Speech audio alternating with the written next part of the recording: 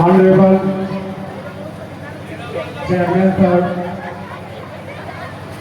Honorable Director Sir, Honorable Principal Sir, all teachers and here present all the students. Good afternoon. Say everybody good afternoon. Good afternoon बोलो। जोर से बोलिए good afternoon. पीछे से आवाज आनी चाहिए। गुड आफ्टरनून बोलो जी। Good afternoon. या आज के दिन क्या आप लोग यहाँ पर केवल डांस देखने मिठाई खाने तो नहीं आए ना। आज के दिन आप विद्यालय में केवल डांस देखने या मिठाई खाने के लिए आपको नहीं बुलाया गया है। आज का दिन हमारे लिए कितना खास है उसको बताने के लिए हर विद्यालय में एक छोटा सा प्रोग्राम रखा जाता है जिसके जरिए हम अपने बीते हुए इतिहास को आगे बढ़ाते रहें।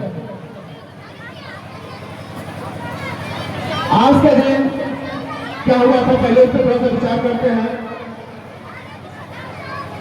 आज के दिन हमारा संविधान बनकर लागू हुआ था, लेकिन उससे पहले हमारा देश अभी आजाद नहीं हुआ था। इस दिन को दूसरे नाम से मनाया जाता था पूर्ण स्वराज दिवस। इसको हम पूर्ण स्वतंत्रता दिवस के नाम से भी 1930 से जब तक हमारा देश आजाद नहीं हुआ तब तक इसको मनाया गया।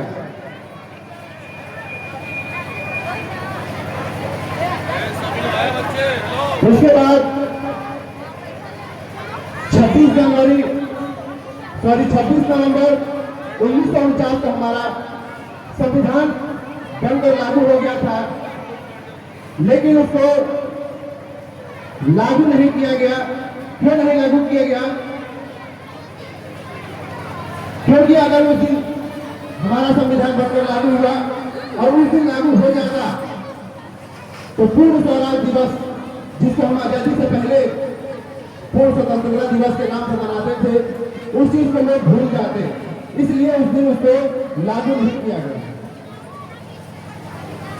तो जो भी हमारे संविधान को बनाने वाले लोग थे, उन्होंने ये तय किया कि इस चीज को हमारा जो देश का कॉन्स्टिट्यूशन है, संविधान है, उसको 26 नवंबर 1949 को ना लागू करके उसको 26 जनवरी 1950 को लागू किया गया, ताकि हम इसको आज जो दिवस पहले से देश का पहले दिवस मनाया जा रहा था उसको ना भूल सके।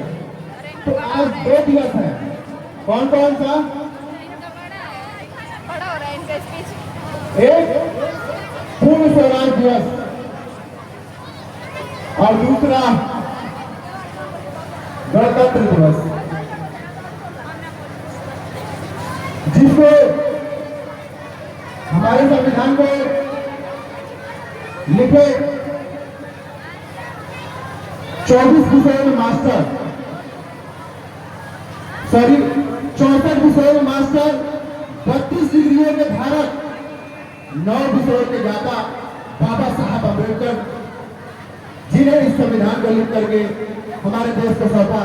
इसलिए मैं चाहता हूं कि एक बार जिन्होंने इस देश को संविधान दिया, इतना सुंदर संविधान दिया, जो हमारे देश में ही नहीं बल्कि दूसरे देश में भी बड़े गर्व से कहा जाता है कि इस देश का संविधान बहुत ही अच्छा और बहुत ही सुंदर है। तो उस बाबा साहब के नाम पर एक बार जयकार हो जाए। बोलिए बोलिए बाबा साहब की जय, बाबा साहब की जय, डॉक्टर भीमराव अम्बेडकर, डॉक्टर भीमराव अम्बेडकर। ये चीज इसके लिए बुलाया जाता है आपको स्कूल, ना कि आपको यहाँ पर डांस देखने के लिए और ना ही आपको मिठाई खाने के लिए। ऐसे छोटे प्रोग्राम करके आप लोगों से बुलाया जाता है ताकि जो दिवस है उसको आपको बताया जाए और जो पीढ़ियां हमारे पीछे आ रही हैं वो इस चीज को याद रखें। अब इसके बाद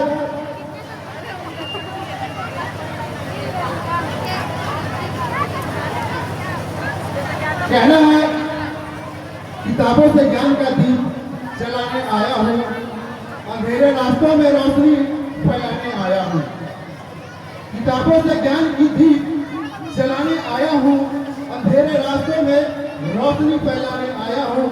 ना समझो मुझे सिर्फ लकीरें खींचने वाला, मैं एक शिक्षक हूँ, इसलिए शिक्षा की बात बताने आया हूँ, शिक्षा की बात बताने आया हूँ। बात अच्छी लगे तो जोरदार तालियों से स्वागत कीजिए। इससे किसी सामने वाले का मनोबल डाउन नहीं होता, उसका और उत्थान होता है ताकि वो और आगे बोले। कोई चीज की आपके सामने कोई प्रदर्शित करता है तो उसको अगर आप ताली बजा कर मनोबल करते हैं तो वो 2 शब्द बोलने की जगह, अगर वो 2 शब्द बोलने के लिए आया होगा तो 2 शब्द की जगह वो 10 शब्द बोलकर जाएगा, ताकि उसको लगेगा कि हमारे सामने बैठा वाला लोग सुन रहा है, मुझे मेरी बातों को सुन रहा है। इसके बाद कहना है, अभी हमारे स्कूल के 50% बच्चों ने 23 जनवरी को सरस्वती पूजा मनाया था। मनाए होंगे सभी लोग। तो उससे कहना है कि ज्ञान की देवी अगर मां सरस्वती ही है, ज्ञान की देवी अगर मां सरस्वती ही है, तो महिलाओं को पढ़ने का अधिकार क्यों नहीं दिया? गौर कीजिएगा इस बात पर। यहाँ पर बैठे नन्हे मुन्ने बच्चे, मेरी बात को गौर कीजिएगा। ज्ञान की देवी अगर मां सरस्वती ही है, तो महिलाओं को पढ़ने का अधिकार क्यों नहीं दिया? महिलाओं को पढ़ने का अधिकार सावित्रीबाई फुले ने 18 स्कूल खोल करके हमें प्रदान किया और दलितों को इसमें पढ़ने का अधिकार दिया। तो इस चीज को ध्यान रखना है, जो हमारे लिए जो किया है, जिसके वजह से हम आगे बढ़ रहे हैं, उसको हम लोगों को लेकर चलना है, ना कि हमको बहकावे की बातों को सुन करके।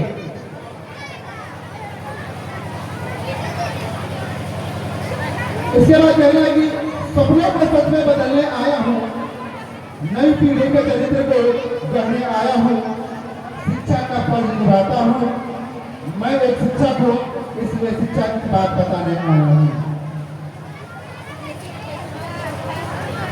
इसके बाद कहना है कि जब शिक्षा की देवी मां सरस्वती ही है तो स्कूलों की क्या जरूरत? जब शिक्षा की देवी मां सरस्वती ही है तो स्कूलों की क्या जरूरत? जब न्याय देने वाला भगवान ही है तो न्यायालय की क्या जरूरत? न्यायालय की क्या जरूरत? बात अच्छी लगे तो बीच बीच में आप लोग ताली बजा करके मेरा मनोबल को उत्साहित करते रहे। इसके बाद मैं अपने देश में कुछ चल रहे बातों पर मैं गौर करना चाहता हूं, जैसे कि हमारे ही देश में एक स्कूल चलता है, धीरू भाई अंबानी इंटरनेशनल स्कूल, जो मुंबई में है। उसकी फीस LKG से लेकर के 7वीं तक 14,000 प्रति माह है। मैं ये बात क्यों बोल रहा हूं उसके बाद में समझाऊंगा, पहले बातों को ध्यान दीजिए। LKG से लेकर के 7वीं तक की फीस 14,000 प्रति माह है, यानी एक महीने का फीस 14,000 और 1.7 लाख वर्षीय फीस है। वहीं पर 8वीं से 10वीं तक की फीस 5.9 लाख प्रति वर्ष है। 11वीं और 12वीं की फीस 9.65 लाख प्रति वर्ष है। मेरा ये बताने का क्या कारण है, मैंने इस बात को क्यों रखा, इस चीज को ध्यान दीजिएगा आप लोग। आप देख रहे हैं कि इस स्कूल का फीस कितना महंगा है। अगर उस LKG से 7वीं तक का बच्चा एक महीने का फीस लेकर आएगा तो उस विद्यालय में पढ़ सकता है। पूरे साल। वहां के 1 महीने के फीस हम यहाँ पर एक बच्चे को पूरे साल पढ़ा सकते हैं। इस बात को रखने का मेरा ये मकसद था कि और वहां पे टीचरों को एक टीचर के ऊपर केवल 6 बच्चों को दिया जाता है।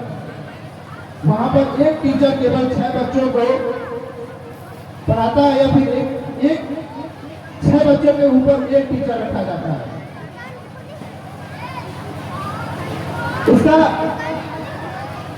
मेरा इस बात को कहने का मतलब है कि भाई जो उस स्कूल में पढ़ रहा है या जो अर्ली परवरिश में है उसका उत्थान पहले होगा या कि आपका उत्थान पहले होगा? प्रगति पर पहले कौन जाएगा? पहले आप प्रगति पर जाएंगे कि उस विद्यालय के बच्चे जाएंगे? तो इस चीज को ध्यान रखना है कि यहाँ पर 2 तरीके के शिक्षाओं को दिया जा रहा है।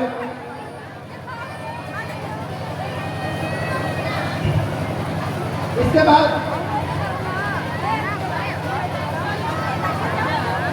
मैं एक और बात बोल रहा हूं कि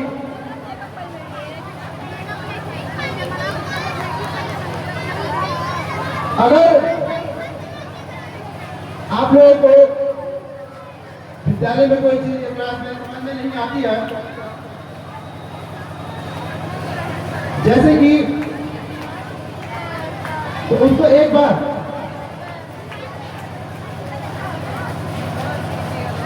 फोन करके आकर के देखिए, उसके बाद पता चलेगा। चलिए इस बात को छोड़कर आगे चलते हैं। ज्यादा मैं आपका समय नहीं लेते हुए जल्द से अपनी बारी को विराम देने की कोशिश करता हूँ।